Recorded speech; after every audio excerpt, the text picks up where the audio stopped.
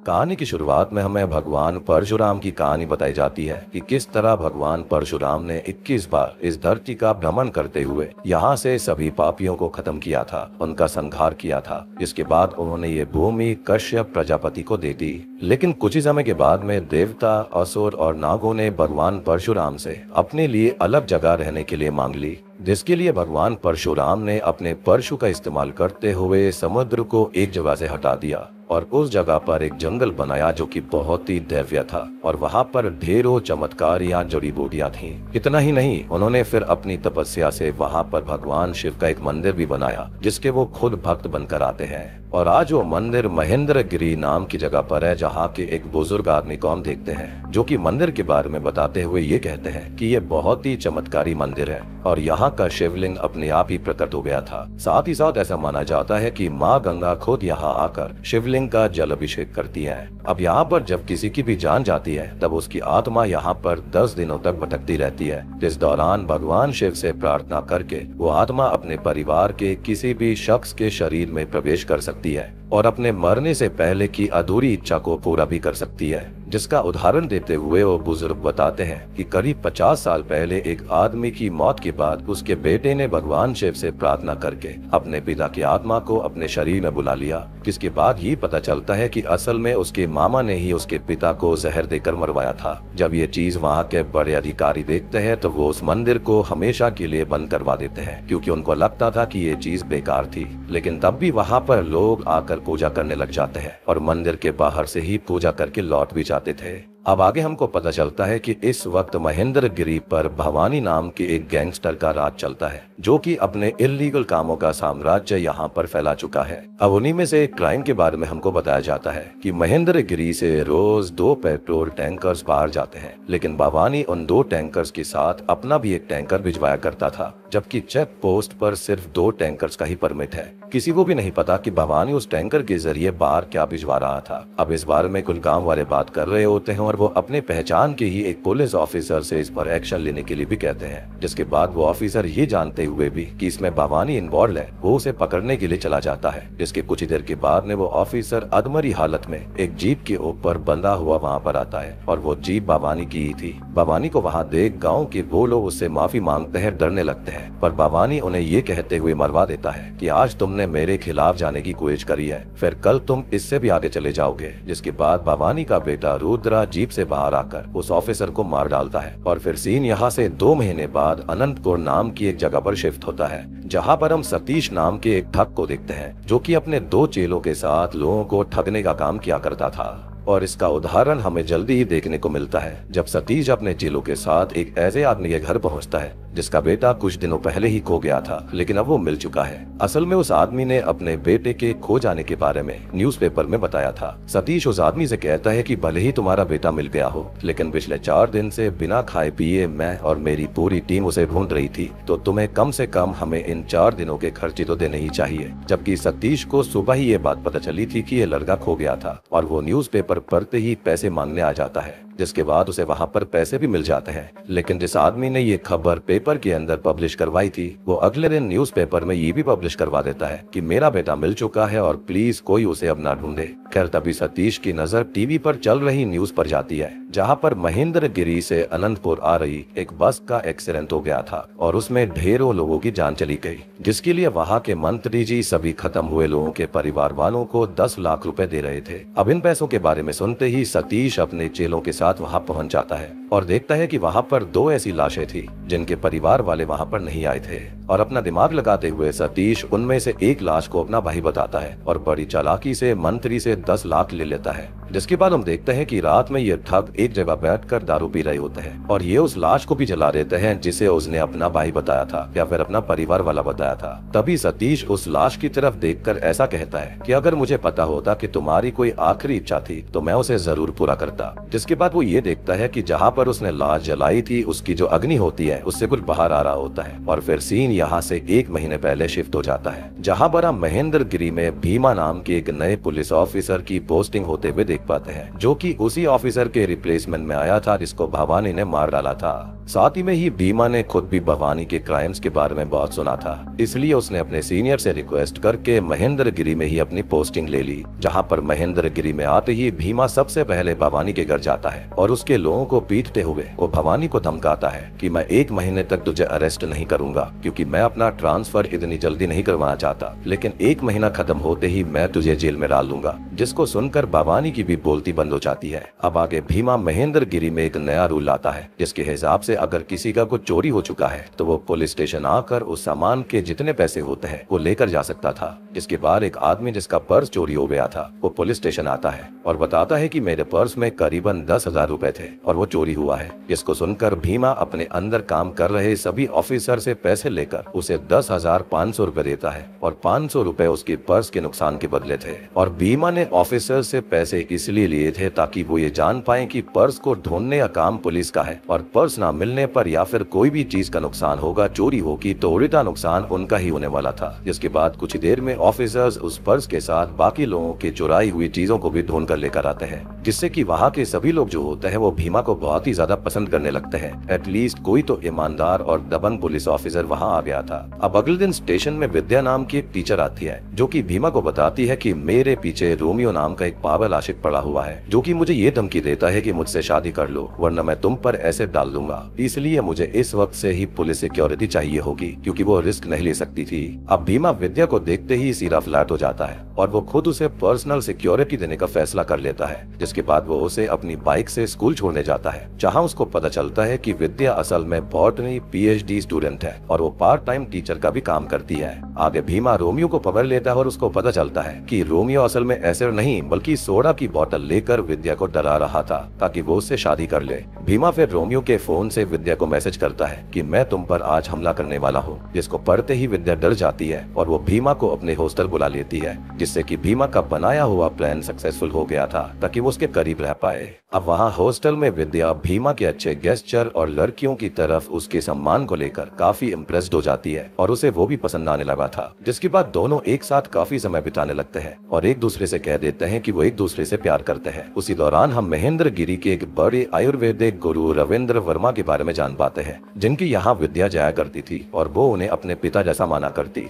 हम आगे ये नोटिस करते हैं कि रविंद्र के पास एक ऐसा दुर्लभ पौधा है जिसके अंदर किसी मरे हुए इंसान तक को जीवित करने की शक्ति थी और कहीं ये संजीवनी बूटी तो नहीं थी। खैर अब एक दिन जब भीमा अपनी बाइक से कहीं जा रहा होता है तब वो गांव के उसी शिव मंदिर के आगे रुक जाता है जिसे 50 सालों से बंद कर रखा गया था। अब उसी वक्त वहाँ बैठा हुआ एक अघोरी भीमा के पास आता है और उसके सर पर हाथ रखकर ये कहता है कि मुझे तुम्हारा ही इंतजार था। अब आगे उस रात भीमा के चेक पोस्ट पर होने की वजह से भवानी का वो टैंकर चेक पोस्ट पार नहीं कर पाता, जिसके कुछ ही देर के बाद में एक खबर आती है कि एक टैंकर का बीच रास्ते में ही एक्सीडेंट हो गया है, जो कि वही भवानी वाला टैंकर होता है। और भीमा जब ऑफिसर्स के साथ उस टैंकर के पास जाता है और उसकी चेकिंग करवाता है तो उसे उस टैंकर के अंदर ढेरों छोटे छोटे बच्चे दिखाई देते हैं, जिनकी भवानी ह्यूमन ट्रैफिकिंग करने की कोशिश कर रहा था, यानी कि अब तक वो यही करता आ रहा था। और ये बात भवानी को भी पता चल गई थी कि भीमा ने टैंकर पकड़ लिया है, इसलिए वो भीमा को मारने के लिए अपने खास आदमी तांडवा को भेजता है और तांडवा ही इस ह्यूमन ट्रैफिकिंग के काम को हैंडल किया करता था।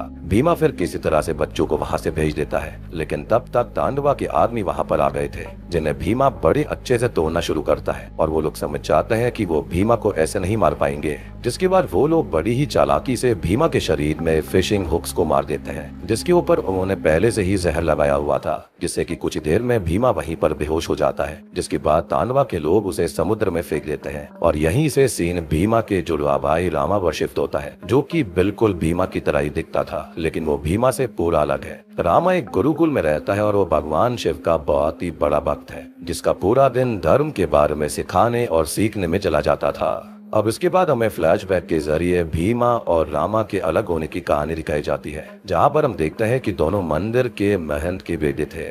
जहाँ पर रामा एक आज्ञाकारी बेटे जैसा था, वही भीमा की संगत थोड़ी सी खराब थी। अब एक दिन होता यह है कि हवलदार भीमा को जोरा झूलते हुए देख लेता है और भीमा वहाँ से भाग जाता है, जिसके बाद वह हवलदार रामा को भीमा समझकर अरेस्ट कर लेता है। कुछ ही देर के बाद में भीमा के पिता भीमा को लेकर पुलिस स्टेशन आते हैं और उनको बताते हैं कि जोला भीमा खेल रहा था, न कि रामा। तभी भीमा देखता है कि हवलदार ने रामा को मारा है, इसलिए वो उस वक्त गुस्से में हवलदार पर गन पॉइंट कर देता है। भीमा अपने छोटे भाई रामा से बहुत ही ज्यादा प्यार करता था, लेकिन रामा को भीमा बिल्कुल पसंद नहीं था। अब उस वक्त जब इनके पिता भीमा को हवलदार पर गन पॉइंट करते हुए देखते हैं तो उनसे रहा नहीं जाता और वो भीमा से कह देते हैं कि आज से तुम मेरे बेटे नहीं हो, मेरा सिर्फ एक ही बेटा है जिसका नाम रामा है, क्योंकि ऐसा बेटा इतना गुस्सैल और ऐसा करने वाला उसका बेटा नहीं हो सकता। जिसके बाद होता यह है कि उस स्टेशन के ही इंस्पेक्टर भीमा का ख्याल रखने लगते हैं, लेकिन रामा से अलग होकर भी भीमा का उसके लिए प्यार कम नहीं होता। अब प्रेजेंट टाइम में हम देखते हैं कि परी नाम की एक लड़की रामा से बहुत प्यार करती है और वो उससे शादी करना चाहती है, लेकिन रामा इतना भोला है कि वो ना तो परी को हाँ कहता है और ना ही ना बोलता है। परी के पिता नहीं चाहते कि परी रामा से शादी करे,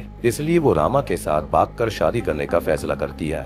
तभी आगे हमें वहाँ पर सतीश को दिखाया जाता है, जो कि परी और रामा को जाकर कहता है कि मैं तुम्हारा बचपन का दोस्त सतीश हूँ। अब सतीश बहुत ही कॉमन नाम है और यूजुअली सभी का कोई ना कोई सतीश नाम का दोस्त होता ही है, और वैसे ही बचपन में परी और रामा का भी सतीश नाम का एक म्यूचुअल दोस्त था। अब इसलिए परी और रामा इस सतीश को अपने ही बचपन का दोस्त मान लेते हैं और सतीश फिर दोनों से कहता है कि मैं तुम दोनों की शादी करवाने में हेल्प कर दूंगा, क्योंकि उस वक्त तक रामा परी को चाहने लगता है। लेकिन यहाँ सतीश ने परी और रामा से झूठ क्यों बोला और सतीश इन दोनों की शादी क्यों करवाना चाहता है, तो इसके बारे में हमें जल्दी पता चलेगा।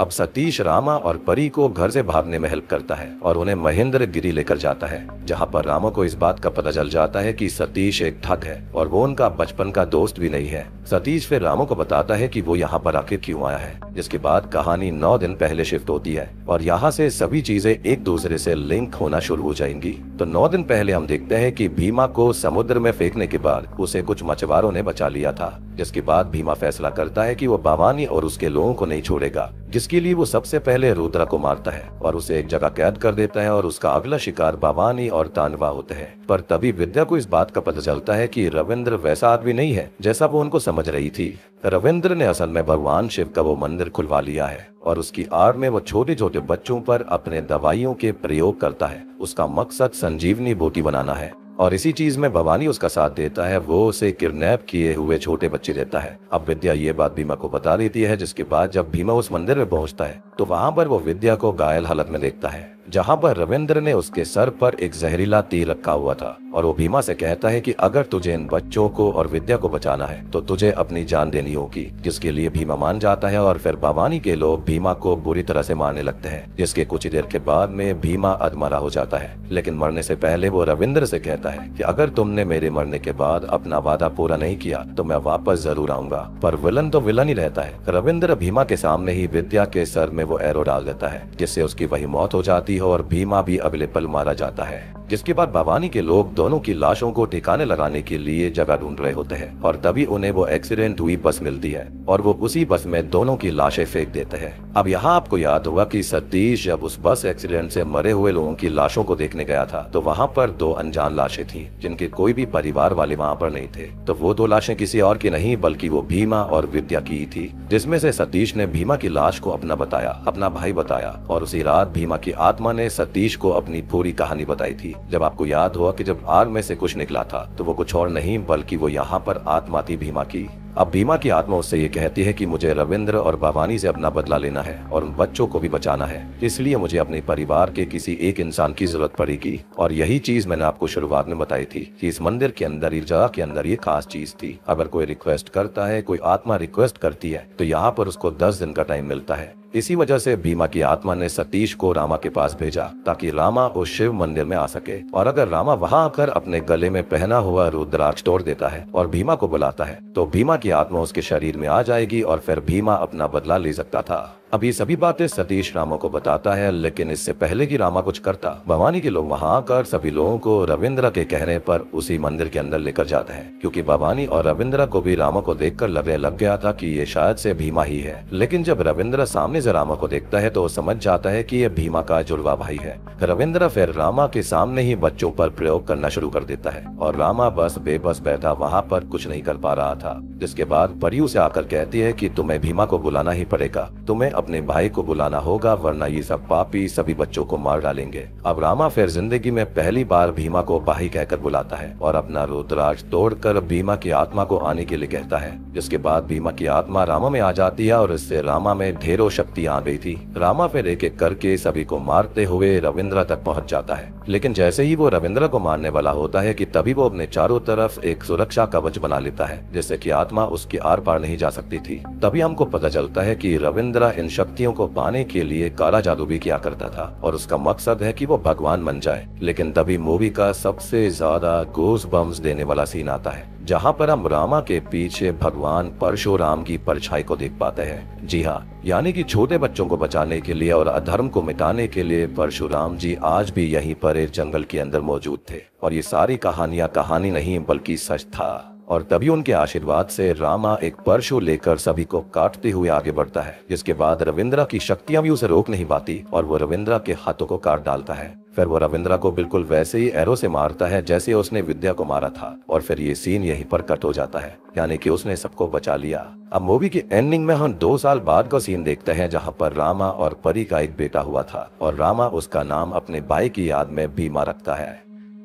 इसी के साथ में भीमा मूवी यहीं पर खत्म हो जाती है। तो दोस्तों, ये थी भीमा मूवी की कहानी। उम्मीद करता हूँ कि आपको ये मिस्ट्री थ्रिलर मूवी अच्छी लगी होगी। अब आपने एक बार नोटिस करी होगी कि मंदिर के आगे एक अघोरी था, जिसने भीमा को देखते ही कह दिया था कि वो उसी का इंतजार कर रहा था, क्योंकि कहीं ना कहीं अघोरी भी जानता था कि अंदर रविंद्रा कैसे काले कारनामे कर रहा था और बच्चों पर किस तरह के गलत एक्सपेरिमेंट्स हुआ करते थे, जिसके अंदर उसका साथ भवानी दिया करता था। यानी कि अच्छाई की आड़ में रविंद्रा ऐसे गलत काम कर रहा था। यानी कि रविंद्रा ने काले जादू का इस्तेमाल किया शक्ति पाने के लिए, साथ ही साथ ढेर सारी गलत औषधियों का, गलत जड़ी बूटियों का इस्तेमाल किया, वो भी गलत तरह से। लेकिन कहते हैं ना, जब शिव जी की शक्ति चलती है, परशुराम जी की शक्ति चलती है, उसके आगे कोई और काली शक्ति नहीं चल सकती।